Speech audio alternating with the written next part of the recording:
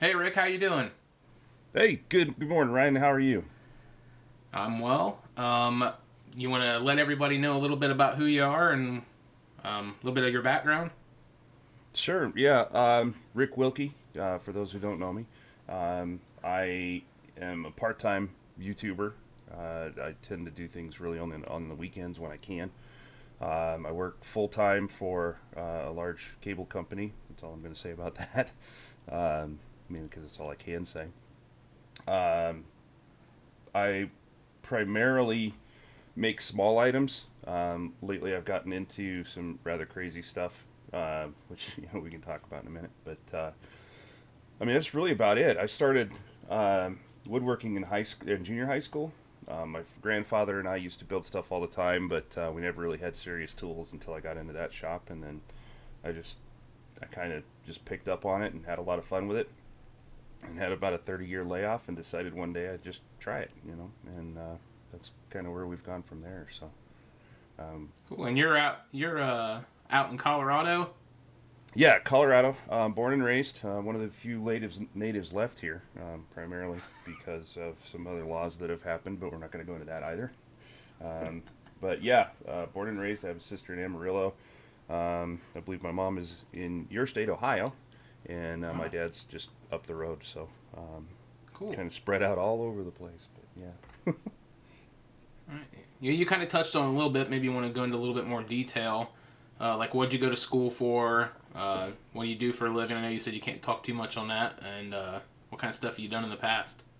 Yeah, I mean, it's not like I do anything kind of top secret stuff, it's not James Bond, that's for sure. But yeah, I've done all kinds of stuff, to be honest with you. I get bored real easy. So I didn't actually start, when I got out of high school, I think I pretty much set a record for the all time lowest GPA. So school really wasn't my thing. Once I got out of high school, I just started working, and started in a grocery shop. I think like everybody does. You get these little goofy jobs and take off and run. Um, Realized I couldn't make any money doing that, so the girlfriend I had at the time, her brother was in cable television installs as a contractor. So we took every dollar we had and sunk it into this crappy old Toyota truck, and it was so bad. When I put my first ladder rack on that thing, it had a camper shell on it. The whole back end of the truck would tip like this, like a seesaw. It was just horrible. Um, I mean, I didn't know anything, So that thing blew up, and replaced it about three or four more times. And on the fourth time, I actually rolled it one and a half times and screwed up my back, and I just couldn't do that kind of stuff anymore. So it was like, oh crap, now what do I do? So I bounced around from trade to trade, trying to figure things out. I've done heating and air conditioning. I've done fire suppression systems. Um, at one point, I was bouncing between that and security positions in hospitals. Um, I was contacted by someone in I can't remember what agency it was now. It was a federal agency, and they said, "Hey, why don't you give us a call, and we'll talk about what you do at the hospitals. Maybe you can do that." Oh, it was the federal marshals. Give us a call. We'll have a talk, and maybe we can have you sit on some of our patients. I thought, ooh, that'd be fun, and then I realized you had to fly, so that was out. If it goes faster than I can run, I generally don't get on it because I can't control it. So I said, you know what? I'm with you on that. Yeah, I can't fly. It's horrible. Got into law enforcement at that point because a local sheriff's department here had a dispatch center that ran the entire county. So for the next 4 years, I spent my life pretty much answering 911 calls, police, fire, dispatch, training officers Cool. in tactical deployment, things like that. I don't know if you've ever done anything like that, but you don't last. It's horrible when you see the absolute worst of society. It tends to jade you a little bit. And I said, you know what? I can't do this anymore. So at that point, that was 16 years ago, I think, something to that effect. Um, I said, I'm going to get an inside job and I'm going to stay inside. And I've just been doing that ever since. I started learning a lot of. I built my first computer. I've built like 30 since then, maybe more. I've done some primarily phone positions, some sales, some not. I got into finance and started really getting heavy into investing, and got what's called a Series 6 license, and then picked up a 63, and then picked up 51 different insurance licenses, and that allowed me to discuss people's retirement plans, and then I spent the next 10 years doing that. Wow. But as usual, the burnout set in. 'Cause I don't hang on to things very long, and went back into cable, but because my body's all racked up, now I'm inside, and I'm sort of in this weird position now where I'm part analyst and I'm part support person for our business side of our sales teams, and I support a 13-person team at Max.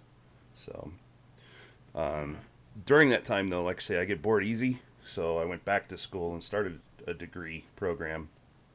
I was going for God, it's huge. It's like a systems security and IT specialist or something like that. It's this long, huge thing. But you need a security clearance for that.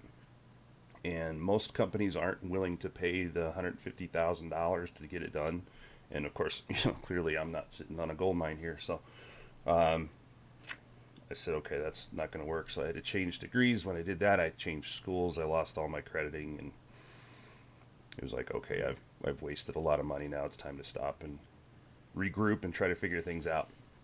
So I guess I'm sort of the jack of all trades and master of none when it comes to stuff like this. I've done a lot of stuff and I've done a lot of interesting things, but the stick I was to going to it, say, you have a really diverse background, it sounds like. yeah, it's nuts. I don't know. It's almost needing medication sometimes. It's crazy. I don't know if do they make a medication that'll help you stay in a career path? I don't know. All right. I wish they did. Most people give the title maker to people who make things. Obviously, that makes sense. What kind of things do you like to make? I love to make anything, to be honest with you. I mean, my videos are primarily focused, in little boxes and things like that. But as of late, I've kind of branched out. I've had conversations with you. I've had conversations with Eloy Escojedo, Chris Cute, all kinds of folks, And in those conversations, I've decided to branch out and try new things. For example, I'm in the middle of, there it is, working on a satellite radio, essentially. Radio telescope using a satellite. And I've had to get in touch with folks that I know have some expertise in that field. Jason Roush, for example. The guy is absolutely amazingly intelligent. Love him to death. He's helped me quite a bit to try to understand the electronic side of it. I have an old instructor when I was going to school. My math instructor is a big-time astronomer. Has built multiple telescopes, and he's been really helpful helping me there. So, I mean, it's like my life, I get focused on one thing, and all of a sudden, oh, shiny, and now I want to do that, or oh, now I want to do that. So, because I don't do it professionally, right, I think I have a little bit more freedom than some other folks may have, because I don't have to concentrate on this one rail. I can go, oh, look, I want to do that, and I can just do that, So it's tough to really say what I like to make, because it really depends on the calendar, So Yeah. Well, what made you want to start getting into making the YouTube videos? I had to really think about that, because again, it's like whimsy, almost. I built the shop downstairs just to fill some time, and I never had any intention of doing any kind of video. And my father-in-law, he's just like 12 blocks over. He sends me this message one night. He says, "What are you doing?" So I said, "Oh, well, let me show you." So I get this horrible phone video made, and I said, "Oh, I'll stick it on YouTube, and here you can see." And forgot about it. I mean, this was like maybe 8-9 months ago, and it's terrible. I mean, I used the YouTube editor to do it, and God, the thing just jacked it all up. The audio's all funky, and it looks like something psychedelic out of the 60s. one day I get this flash on my phone, and it's Steve Carmichael, and I went, "Holy, Steve Carmichael's reaching out to me. What's that?" And I looked down, and he commented on it. I'd forgotten it was even out there, And he says, "Wow, that looks really cool. I was thinking about making myself one, but I don't use my router a lot." And I thought, well, if he liked that garbage, let me give it a shot. So I went on Facebook. Yeah, I know, right? It was a stupid idea, but whatever. I went on Facebook and was doing this live build along, and it was just pictures and stuff, and every now and again I would do a live video thing. And Izzy Swan popped on my phone, and I went, "Oh my God, Izzy Swan," and quickly composed myself, and I looked down and he's LOL, My wife's laughing in the front yard, and I thought, this is kind of interesting. So I said, you know what? I think I'm going to give this a shot. And the next video I did was just sort of a, hey, let's put a feeler out. And I walked around the shop and I said, okay, I just finished my table saw fence from the John Heights build, and let's try to build it for the bandsaw. And I got like 4 or 5 responses from people, and it seemed like they were interested. So I said, okay, why not? Let's do it. Cool. And from there, it just sort of blew up. I started doing it once a week. So. Cool. So you'd say your experience so far has been pretty good on YouTube? Oh, yeah. Yeah, I mean, the one thing that everybody talks about is trolls, yeah? Yeah. And yeah. I've never seen that. And frankly, it's probably because I'm not big enough to get one yet. Nobody's interested enough. Yeah, overall, I mean, God, I've got encouragement from everybody I've talked to.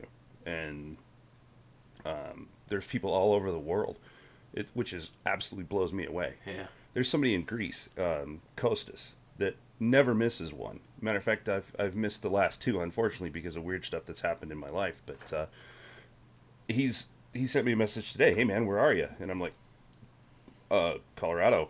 I didn't go anywhere. I just... But, it's stuff like that. It's like, I'm just some fat guy in Colorado. I mean, what do you care?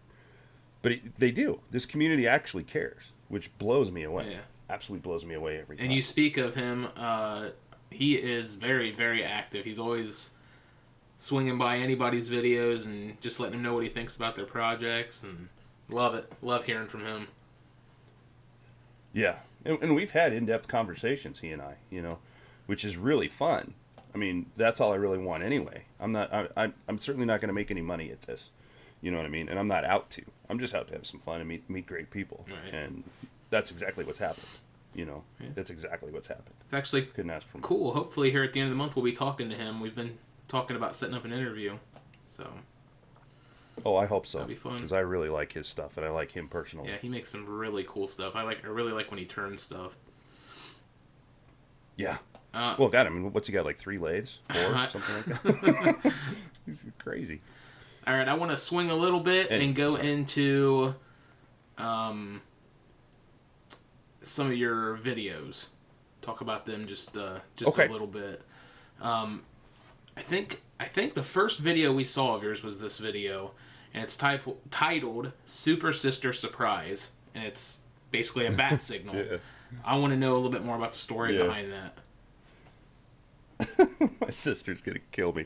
All right, so my sister had been on me forever, right? I just finished like the 4th project that I generally just give this stuff away that I make. Again, I'm not in it to make any money or anything. I just want to have some fun. So she gets a hold of me on Facebook, and like I said earlier, she lives in Amarillo, Texas, and that's not too far from, certainly farther than you and I are apart, but it's far enough. She says, you make stuff for everybody else. When am I going to get something? Oh, God. All right. What do I do? She's not nearly as eclectic as I am in terms of direction and stuff. Mm-hmm. Maybe. But I know her tastes. And her tastes, man, they supersede or they exceed my ability, So it was really a struggle for a couple of weeks. And I was flipping through Facebook looking at some of her pictures, and she's definitely an odd duck.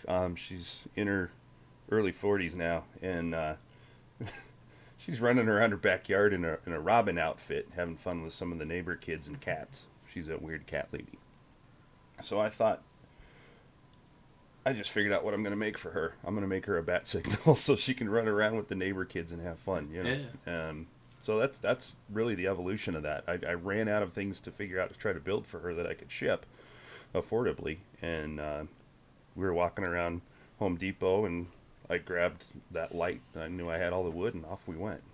The hardest part was trying to find the proper bat signal, and I'm sure you know, because you have all of your superhero icons there. Yeah. There are a ton of Batman Yes, icons. yes, there are. They're just everywhere. So I finally settled on, I think, one of the originals, and off to the races we went. But that was a lot. That was a fun build.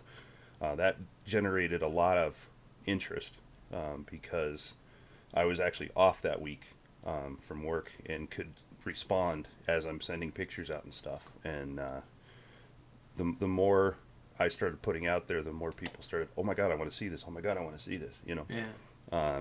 And I think some folks might have been disappointed when they saw it's only like 18 by 18. But for the most part, that and two others have been my top performers, and I'm really happy about that one. And actually, it's really bad because it's sitting right over in the corner here. I have yet to ship it. So but she's been good about it. She hasn't said anything. All right. I know she wants it.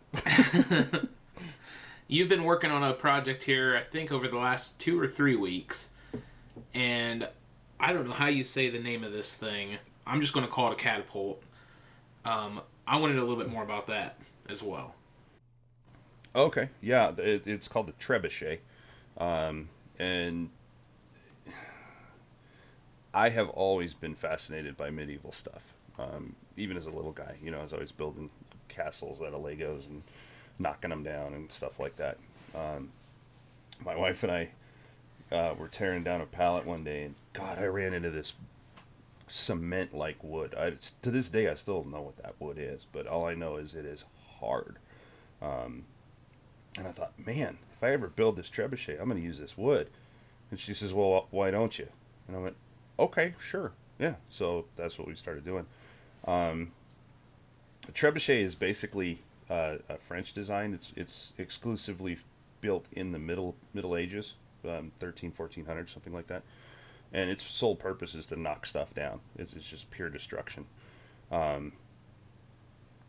Catapult is different because it uses a spring.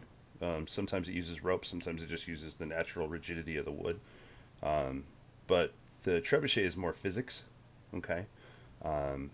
It relies on gravity and a heavy weight on one end to throw the object, rather than this sprung thing, you know, which comes up and hits a hard stop, and uses kinetic energy rather than gravity. Okay. So the first I could find the first recorded use of a trebuchet was actually by the Chinese in the 12th century, and it was really rudimentary. They had 4 or 5 guys on the end with ropes, and they would just pull this thing, and that would throw it.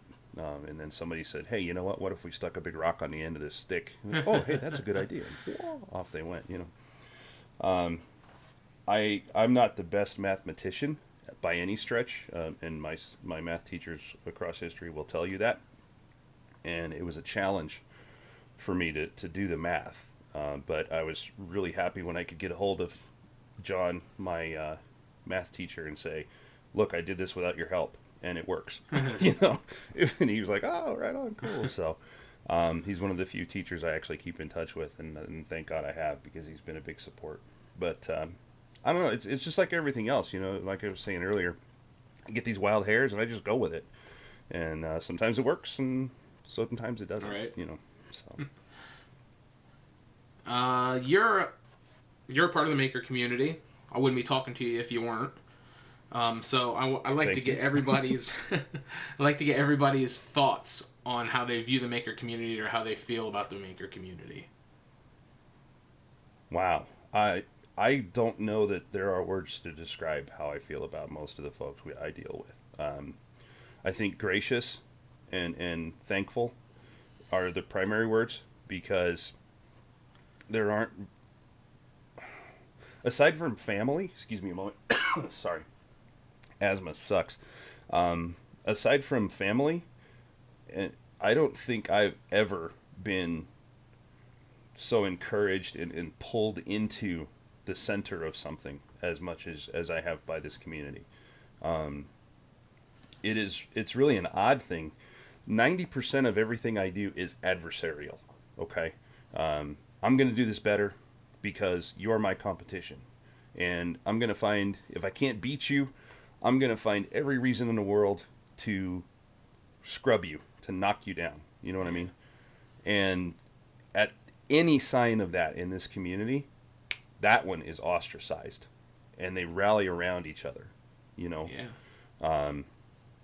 And I'm blown away by it, quite honestly. You know, when Lutz was sick, I didn't even know who Bill Lutz was. And I'm just going to be honest because I was just too new at that point. Every single post in this Facebook community was, "Go Lutz, go Lutz, go Lutz, go Lutz." You know, and I didn't know what that meant. And even my wife was like, "What is that? What is a Lutz?" And it literally asked that question, not, you know, like everybody else was jokingly at the time. We were serious. Yeah. But I found out quickly, and I was just blown away. Like, so do you guys know this guy? And like, no, never met him. But you know, that's what I'm talking about. This circle the wagons kind of mentality and protect our own. Right. I haven't seen that honestly since law enforcement, really. You know, when I was working with the sheriff's department, if one of us was hurt or whatever, it was a rally cry, but that community came together as a whole and lifted somebody up rather than knock them down. And I am incredibly grateful for stuff like that. The opportunities you've given me, the opportunities others have given me to have a voice and the encouragement along the way. I don't know how to really describe it other than thank you. Yeah. You know, Everybody's got everybody's back. It's amazing. Yeah. You've seen the episodes. We want to give everybody an opportunity to shout out a few makers, maybe people don't know about, or that you just want to throw some love back at. So, who are some people you'd like to mention? Yeah, I was struggling with this one last night. I'll be honest with you. There aren't very many folks that have less subscribers than myself.